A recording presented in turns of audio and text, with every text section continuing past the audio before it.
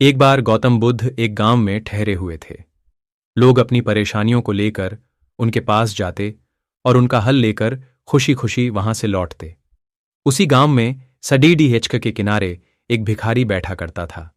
वह बुद्ध के पास आने जाने वाले लोगों को ध्यान से देखता।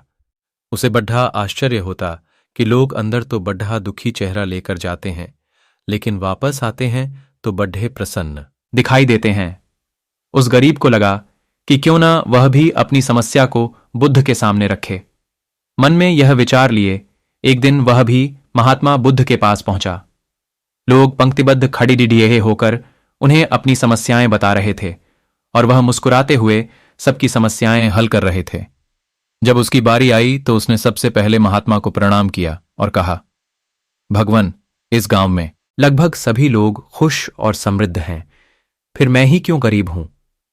इस पर बुद्ध मुस्कुराते हुए बोले, तुम गरीब और निर्धन इसलिए हो क्योंकि तुमने आज तक किसी को कुछ दिया ही नहीं। आश्चर्यचकित गरीब बोला, भगवान, मेरे पास भला दूसरों को देने के लिए क्या है? मेरा तो स्वयं का गुजारा बहुत मुश्किल से हो पाता है। लोगों से भीख मांगकर अपना पेट भरता हूं, मैं लोगों को क्या दे सकता हूं? भगवान बुद्ध कुछ देर शांत रहे, फिर बोले, तुम बड्ढे अज्ञानी हो। औरों के साथ बांटने के लिए ईश्वर ने तुम्हें इतना कुछ दिया है और तुम्हें खबर ही नहीं।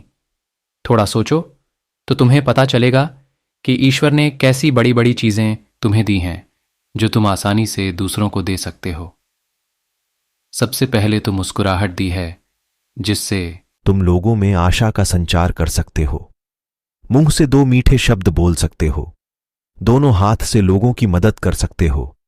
ईश्वर ने जिसको ये तीन चीजें दी हैं वह कभी गरीब और निर्धन हो ही नहीं सकता। निर्धनता का विचार व्यक्ति के मन में होता है। यह तो एक भ्रम है, इसे निकाल दो। यह सुनकर उस भिखारी का चेहरा चमक उठा।